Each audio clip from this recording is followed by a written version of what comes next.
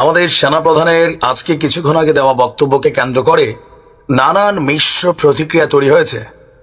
কথা বলার ভাব দেখছেন? ইয়েস, একজন সেনাপ্রধান হিসাবে এই ভঙ্গিতে কথাটা আমার কাছে খুব ভালো লাগছে। একটা মানে কি বলা, যেটা পার্সোনালিটি শো আপ হয়েছে। জেনারেল ওয়াকারুজ্জামান এতদিন যারা ওনাকে খুব নরম মনে করছিলেন আর কথায় কথায় গালাগালি করছিলেন, সামনের দিনে সবার কপালে শনি আসতে যাচ্ছে। বলে দিয়েছেন, ভাই আমি সতর্ক করে দিছি, এরপর যদি কোনো কিছু ঘটে আমাকে বলতে পারবেন না যে আমি সতর্ক করি নাই। কি ঘটতে যাচ্ছে? কেউ বলছেন যে সামরিক শক্তির অভ্যুত্থান হবে, আবার সেনাবাহিনী ক্ষমতা গ্রহণ করতে পারে। কেউ বলছেন যে না, এটা সরকারকে একটা চেতাবনী দেওয়া হয়েছে যে সরকার যেন অতি দ্রুত নির্বাচন দিয়া রাজপথকে কন্ট্রোল করে বা জনগণের নিরাপত্তা নিশ্চিত করে। নানান বক্তব্য দিচ্ছেন।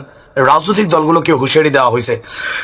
দর্শক, একটু আগে আমাদের সেনাপ্রধান বলছেন যে আমি সতর্ক করে দিচ্ছি, পরে বলবেন যে আমি সতর্ক করিনি। আমি আপনাদের সতর্ক করে দিচ্ছি, আপনারা যদি নিজেদের মধ্যে ভেদাভেদ ভুলে একসাথে কাজ না করতে পারেন, নিজেরা যদি কাদা ছোড়াছুরি করেন, মারামারি কাটাকাটি করেন, এই দেশ এবং এই জাতির স্বাধীনতা সার্বভৌমত্ব বিপন্ন হবে। তো এটা কেন? তিনি বলছেন যে আমি আজকে বলে দিলাম, নইলে আপনারা বলবেন যে আমি সতর্ক করি নাই। আমার অন্য কোনো আকাঙ্ক্ষা নাই। আমার একটাই আকাঙ্ক্ষা, দেশ এবং জাতিটাকে একটা সুন্দর জায়গায় রেখে ছুটি করা।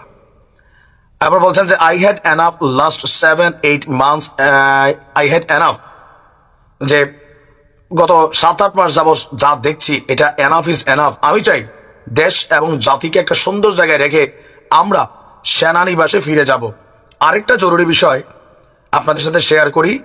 দেশের এই আইন শৃঙ্খলা পরিস্থিতি খারাপের পেছনে কিছু কারণ রয়েছে। কি কারণ? তিনি বলছেন আমরা মানে জনগণ, রাজনৈতিক দলগুলা একে অন্যের সাথে হানাহানির মধ্যে ব্যস্ত, একজন আরেকজনের বিরুদ্ধে উল্টাপাল্টা কথা বলতে ব্যস্ত। এইটা একটা চমৎকার সুযোগ অপরাধীদের জন্য। যেহেতু আমরা একটা অরাজক পরিস্থিতির মধ্যে বিরাজ করছি, তারা মানে অপরাধীরা খুব ভালো করেই জানে যে এই সময় যদি এই সমস্ত অপরাধ করা যায় তাহলে এখান থেকে পরিত্রাণ পাওয়া সম্ভব না। সেই কারণেই অপরাধ হচ্ছে। আমরা যদি সংগঠিত থাকি, একত্রিত থাকি, তাহলে সম্মিলিতভাবে এদেরকে মোকাবেলা করা সম্ভব।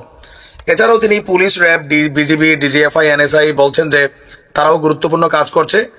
খারাপ কাজের সাথে অসংখ্য ভালো কাজও করছে। আজকে দেশের যে স্থিতিশীলতা, দেশটাকে যে এত বছর স্থিতিশীল রাখা হয়েছে, এটার কারণ হচ্ছে এই সশস্ত্র বাহিনীর বহু সেনা সদস্য, সিভিলিয়ান সবাই মিলে আমরা একটা সুন্দর পরিবেশ তৈরি করার চেষ্টা করেছি। তো যাই হোক, রাজনীতিবিদরা যদি বুঝছেন, না বুঝলে খুব শীঘ্রই বুঝবেন যখন সামরিক বাহিনী ক্ষমতা দেশের প্রয়োজনে, জাতির প্রয়োজনে হাতে নিবে। যে পরিস্থিতি, মানুষ নিরাপত্তা চায়, নিরাপদ চায়, চাঁদাবাজি, লুটপাট, হানাহানি, ধর্ষণ, রাস্তাঘাটে ছিনতাই, বাস থামাইয়া ডাকাতি, ঘরে ঢুকা গুলি, যারা ক্ষমতার পাওয়ারে বসে আছেন তাদের সমস্যা হচ্ছে না, জনতার হচ্ছে। ধন্যবাদ সেনাপ্রধানকে। যদি কখনো সিদ্ধান্ত নেন, মানুষ এটার পজিটিভ মনে হয়, যদি রাজনীতিবিদরা না শুধরায়। ভালো থাকুন।